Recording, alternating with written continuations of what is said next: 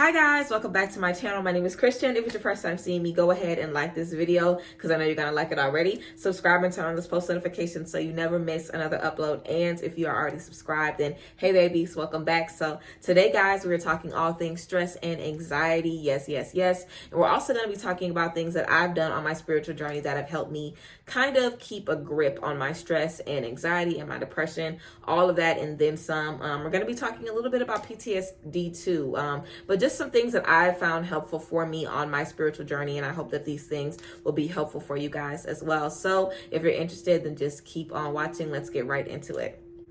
So first, let me give y'all a little exclusive scoop so you guys know that I am queen of the Pixie wands. So these are the second Pixie wands that are about to come out, guys. These are joint holders. So what you do is you'll have your joint and you'll put it right here in these clasps. This little claw right here, this little clasp right here is able to adjust and hold your joint, your backwood, whatever you've got. So these are the second blunt holders that I'm going to be releasing. The first ones were gold with evil eye charms, and this is the second little Pixie one with the star wand. I love these, and I've loved making each and every single one of these, and I'm going to release these I think tomorrow, but regardless, they're going to be on the Pix Mixes website, so you guys check out for these. I am going to have a limited number of these available, but I'm going to try to do a few drops and make enough of these so you guys can get them, because I really love these. So I had to come to you guys and share with y'all, of course, my newest baby that's going to be on the website, these blunt holders. So yes, make sure y'all get y'all some, but period, let's go ahead and get into the video.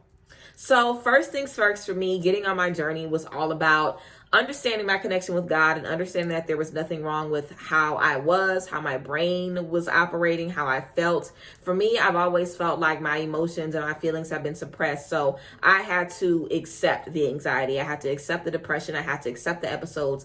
And for a while, it was just about me understanding my feelings. So in the beginning, I took a lot of time to just journal about how I felt. So if you're someone dealing with mental health issues right now, I would tell you to start journaling and writing about the things you're experiencing. Like when I'm in spaces of anxiety, it's not just anxiety. I might also feel overwhelmed. I might also feel helpless. I might also be afraid. I might also be impatient about something. I might also be, confused. I might also be agitated. Like I might have a bunch of different feelings that are under the umbrella of anxiety. So for me, it's all about breaking those things down. It's like, yes, I'm feeling depressed, but I'm also feeling betrayed. I'm also feeling this. I'm also feeling this. So for me, it's all about breaking down those different energies and working through those different energies. Because if I know that I feel anxiety that's related to this, then I can work on this and it'll make me feel a little bit better.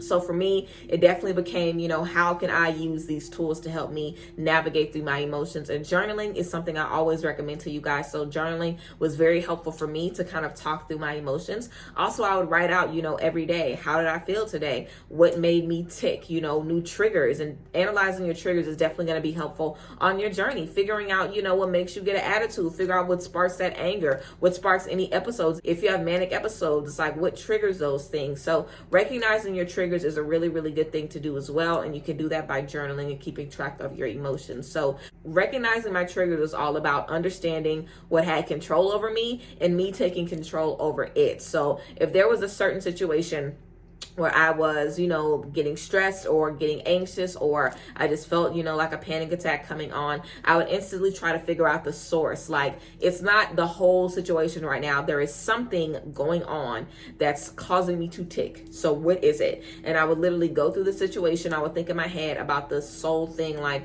let me figure out what's going on, and I'll try to rationalize that part of the situation.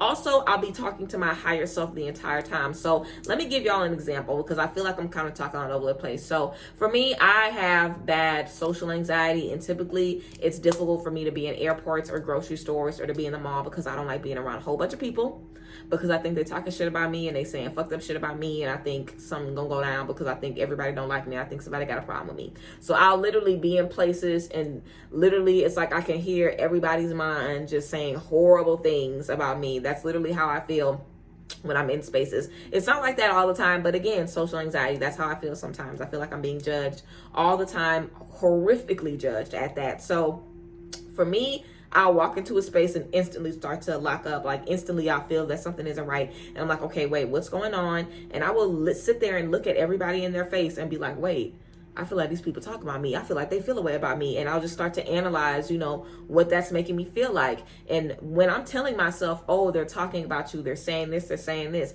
my higher self is like, girl, fuck them. Okay, girl, you look good. You bomb as fuck. Like, they probably don't even really think about you. Like, please, people looking everywhere. And even if they is talking about you, girl, fuck them. You don't know them and they don't know you. And that kind of helps me get past those moments, because I know, yes, my anxiety is telling me, yes, they're talking about you. They're saying this, but my higher self is like, yeah, but girl, so what? Like, it's fine, it's cool, let's relax, let's chill. What makes it an anxiety disorder and not just regular anxiety is because of the chemical imbalance. So somebody might be able to process something differently because their brain is able to process anxiety normally. My brain is not. So I have the anxiety part of my brain telling me all these horrible things, but spirituality has allowed me to beef up my higher self, so my higher self is able to talk to myself and kind of counsel me through those moments. It's like, as my anxiety is saying stuff in one ear, my higher self is literally in the other one.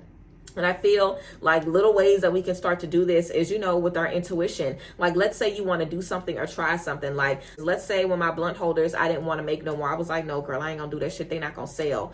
And my higher self could be like, girl, what the fuck? You had the idea, so go ahead and do it. Like, trust yourself. Like, if you've been thinking of doing something or trying something out and you've been talking yourself out of it, that part of you that's like, we need to just go ahead and do this, your intuition, that's the part of you that you need to start listening to, because listening to your intuition and your higher self are like this. Those energies are what and what. So trusting your intuition and hearing your intuition on a daily basis with decisions like that, or just any decisions throughout the day, is going to help you get in contact with your higher self whenever you're in those positions.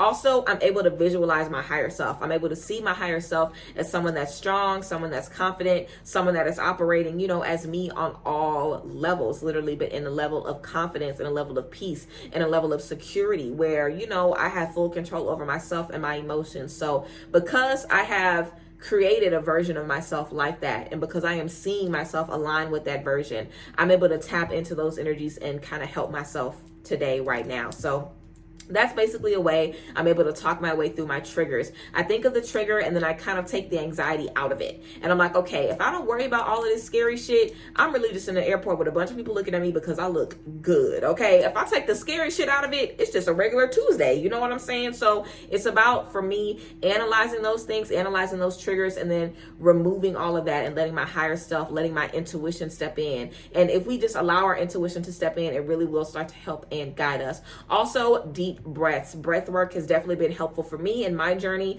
I always take a breath anywhere I'm at. I don't give a fuck where I'm at. If I feel myself getting amped up, I will take a deep breath. I take really deep breaths in through my nose and out through my mouth. Really, really, really, really deep breaths. And those always help me out. I'll take 3 if I need to. I'll take 7. But I do things with intention also when I'm feeling, these energies starting to, get heavy on me. I do things with intention. So I will sit and be like, okay, I'm going to take a few minutes to think because I have to get ahead of this. Like, I'm going to take a few minutes to think because right now I'm not going to let my anxiety get the best of me. I have to already start thinking in my mind, I have things to do right now. I can't deal with this. I can't afford to lose a day. I can't afford to lose 3 days sitting sad in my room. I need to get ahead of this. I need to figure out what I need to do. So for me, it was really about mental strength as well. Like, just me understanding that my anxiety, my depression, these energies that I deal with are valid. Like, they are important. That's why I have to analyze the triggers. That's why I have to, think about these things, because it's important to analyze those things and honor them. But it's also important to see myself through those things and walk myself through those energies to the other side as well. So that's a thought process that I try to walk through and take myself through. But yeah, I do things with intention. And if I am sitting in a space, I try to, take a shower. And before I get in the shower, I'm like, I'm gonna wash all this stress off of me, all this anxiety off of me, all this worry and all of this fear. Let me wash it off. Sometimes I've gotten up out of my bed before, just like anxious and worried about so many things. And I've literally had to take a shower to just get those energies off of me. And sometimes we have to do that. But it's my mind that's like, okay, cool. I'm feeling like this. So let me do this because it's going to make me feel better. It's also about finding things that bring you joy. Find stuff that you like. Find stuff that you enjoy doing. Do you like walking outside? Do you like being in nature? Do you like singing? Do you like dancing? Find things that make you feel good and boost your vibration, and do those things when you're feeling sideways. I love a good shower. I love a good bath. I love incense. I love candles. I love buying myself flowers. You know what I'm saying? I love being in the sun. I like smoking. I like good music. So when I'm in an uncomfortable space, I give myself the things that I know will make me feel better. And regardless if I'm in a space of anxiety or not, those things will nurture my spirit. Those things will nurture my higher self. And those things are, what I need to kind of ease myself out of those emotions. Because who's to say that, you're supposed to be sad and just jerk yourself out of that space? Like, sometimes I have to be in my depressive space for a few days. Sometimes I need to take a little break. There's nothing wrong with that. But I always try to give myself the option to, shake back and pull myself out of those spaces. Of course, I have to honor them. And whenever I need to sit in those spaces, I do. But of course, I want to give myself the initial option to kind of navigate through those spaces. And that's always good to, try to do something good. So of course I'll try. And if it doesn't work, then fine. I remember last week I woke up and I wasn't in a good mood. And I was like, girl, I don't even feel like doing my 5 a.m. run. I run 2 miles in the morning. I did not feel like running my miles, but I was like, you know what? Let me go and do it. It might make me feel better. And I was still pissed after I did the run. It didn't help. I was still aggravated, but I was like, at least I tried. And just me trying was able to just make me feel good enough to go out the rest of my day. So I started standing up for myself when it comes to my anxiety and my mental health issues. For a long time, I've definitely felt like it's just like this big, nasty bully that I have no control over. That no matter how much I pray or how much I do this or how much I fast or how much I do this or how much I read my cards or how much I whatever, I'm always going to have to deal with these things. And that really, brought me down. Like, you know what I'm saying? And I feel like it could do the same thing for all of us. Like, whenever we are in spaces when we're doing good, like, imagine not having a panic attack for 6 months and then you have one. Like, it's always a bummer. It's always like, fuck, like, I did not want to have to deal with these energies, because panic attacks are hard on your body. Like, you are hyperventilating, you are wheezing, you can't breathe, you hot, you sweating. Like, for me, I throw up. Like, I be throwing up. Like, my body just be in total shutdown mode. It's like, nobody wants to feel like that. And after feeling so good for so long, it can really, bring you in a slump, realizing like, dang, I'm still dealing with this bullshit after all of this time. So for me, again, realizing, hey, it's fine, it's cool, it's something that I deal with, but it doesn't define me. It's just a part of my mind, and I control every other part of my mind. So why, can I not control this aspect of my mind? That's how I feel. So yeah.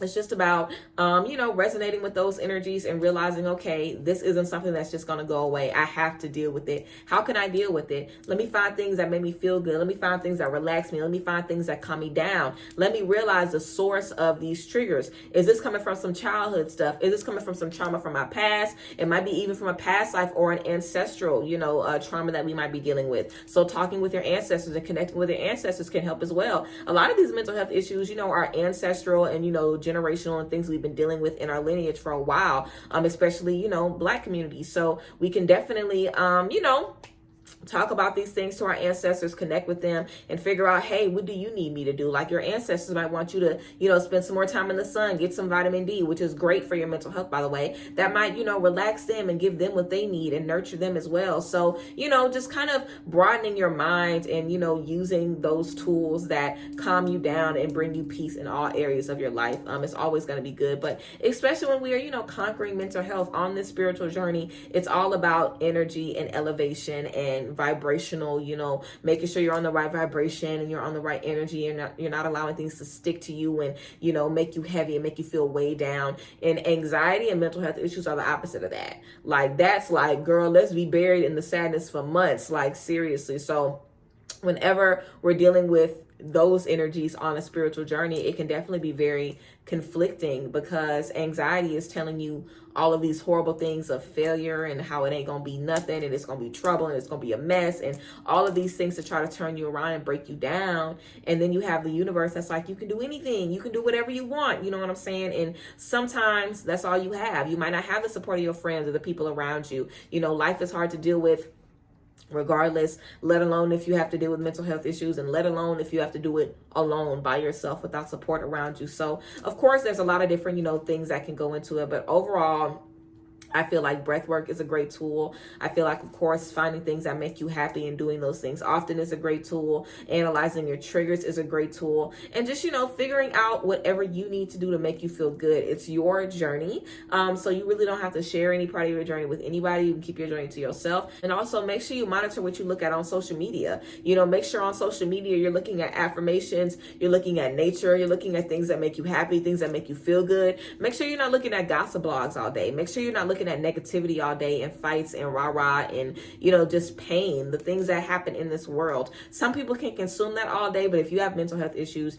you definitely don't want to be consuming that kind of stuff all day. You know, make sure that you are kind of creating an environment for yourself where it's surrounded by peace. Start your day with meditation. Start your day with affirmations. Again, do all things with intention. Make sure that whatever you're doing, you're honoring your higher self. You're allowing your higher self and your intuition to connect with you. So when you need to call on those energies, they're right there for you. You know what I'm saying? You're familiar with those energies.